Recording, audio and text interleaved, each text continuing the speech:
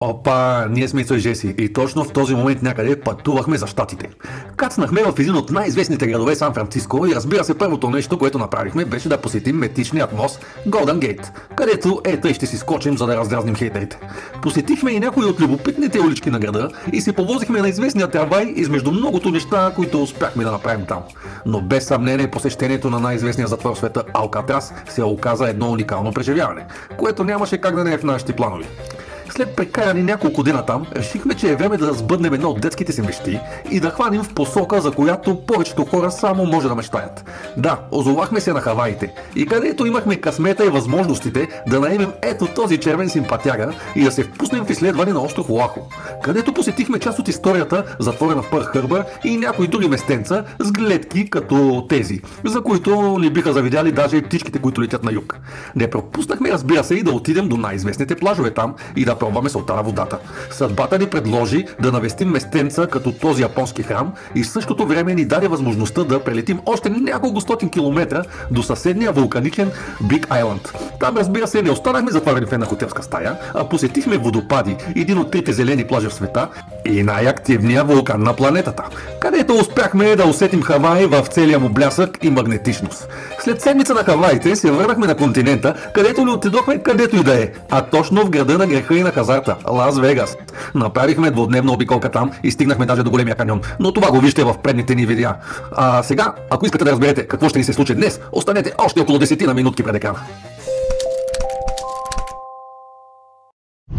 Днеска малка грешка моя в логистиката. Не съм направил добре сметките и от Гран Каньона, местото, където съм запланувал да спим е на около 500 мили и ни го дава по GPS около 10 часа път, а пък ние искахме да спрем на няколко места по пътя, нали, по маршрута 66, всеизвестния маршрут. И може би ще спреме, нали, трябва да спреме, но ще се попремиме и ще стигнем чак към 10-11 вечерта в мотелчето, което съм избрал. И просто може би не съм предвидил, като съм видял разстоянието, съм си го сложил като километри, не съм видял часовете, така че евентуално трябва да съм го дала по-добре разстоянието в часове, не толкова дистанцията в мили, защото на мен ми излиза числото и просто съм го прехапал. Още пейзажа, който ни следва е, така да се каже, снежен. Температурата на GPS-а показва минус 4 градуса. В щата Аризона сме и ще бъдем днеска малко, така да се каже, като тираджи. Трябва да правим километри. Но пък утре сме на слънчице в Лос Анджелес. Живот и здраве! Най-накрая успяваме да избягаме от снега и спираме в селцето Силигман, което е от така известен маршрут 66. Ето има вече китайци, които се снимат. Според последното преброяване в това градче са останали да живеят около 400 човека и е едно от любимите места за спирка на туристите по легендарният маршрут 66.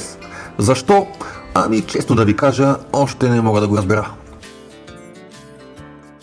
Нали знаете, този маршрут е бил много известен на времето. Бил е емигрантския път в Съединените американски щати, но с течение на времето, когато правят магистралите, вече се изоставя и сега е просто част от историята на Съединените американски щати. Ако трябва да бъдем честни с вас, или поне да оставим мнението си за маршрута 66, ние специално не останахме особено впечатлени. Верно е, че само 2 дена сме били по него и не сме усетили цялата му есенция, но видяното основно бяха стари счупени автомобили и нереставрирани сгради. А между другото, пътя, по който пътувахме, не беше толкова натоварен, природата, която основно ни заобикаляше, беше пустинен пейзаж, като в дъното се виждаха някакви планини, които не знам как се казват точно в този момент.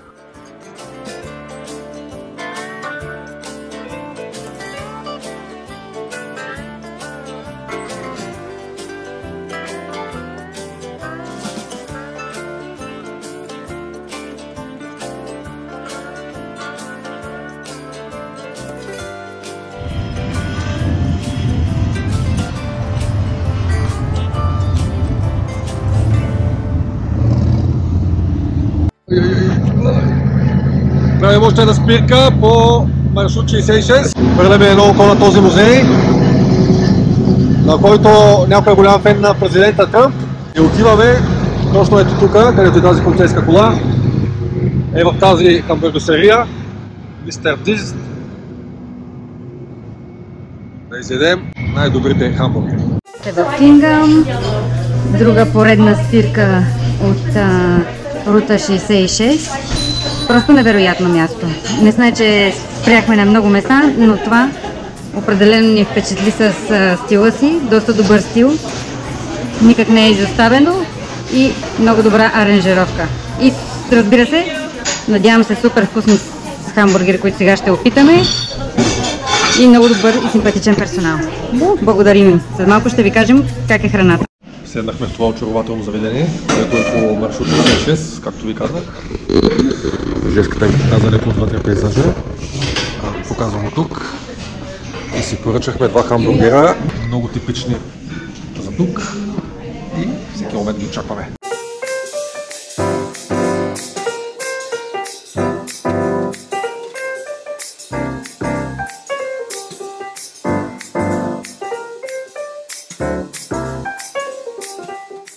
Мисля, че тази лелка носи вече нашите бургерчета, които отдалече така изглеждат доста добре. I have a Diablo. Yes. For me. Yes. Thank you. Yeah, yes, of course. It's my pleasure. Thank you. For you. Everything okay? Yeah. Thank you. I brought you this just in case. Okay, thank you very much. Аз си поръчах пикантен с халапени. А на жеската се казва рута 66. 66. Бекон. Типичния с бейкон, кашкавал, домаче, салатка. Нещо много важно, което искам да ви кажа, че водата в щатите, в заведенията е абсолютно безплатна. Така че вместо, ако искате още към бюджет да си прекарате и да хапнете на бър, получите си чаша вода, носят ви с най-голямо удоволствие.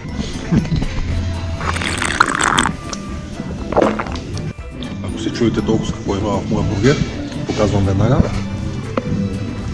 Значи домаче, тестенцето и има тази мексиканската чушка халапеньо, лучец и мисля, че има яйце някъде, ако се лъжа, а картофките са невероятни. Просто от това човек съм уж, но такива не съм ял.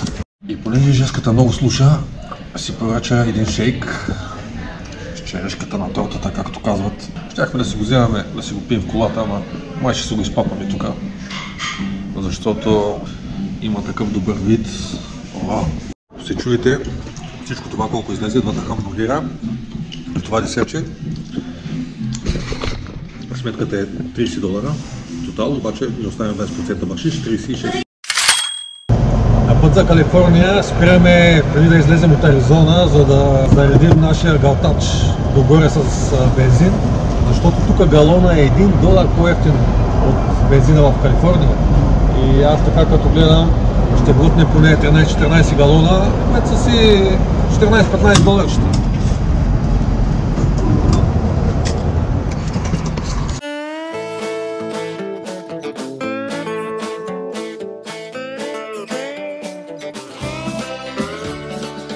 Вдясно, калифорнийската пустиня. Вече да, сме в щата Калифорния и още камиони. Мама, не видях автобуси. Верно бе, няма. Наистина не сме виждали автобуси. Наистина, изглежда автобусите не са някакъв популярен метод за транспорт тук.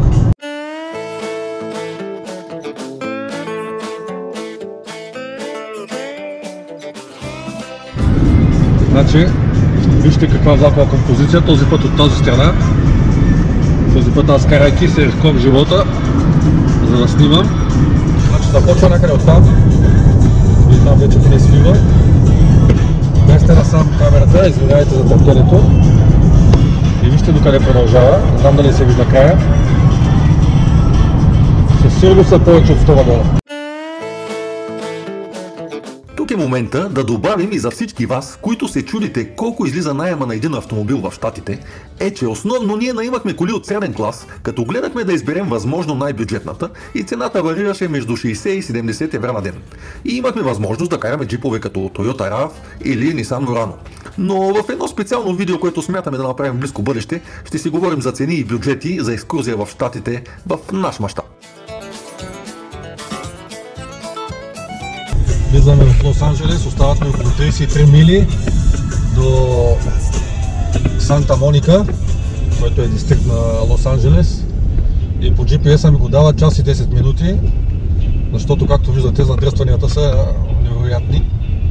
Тук отдолу 4 платна, тук още 4 платна. Нещо брутално.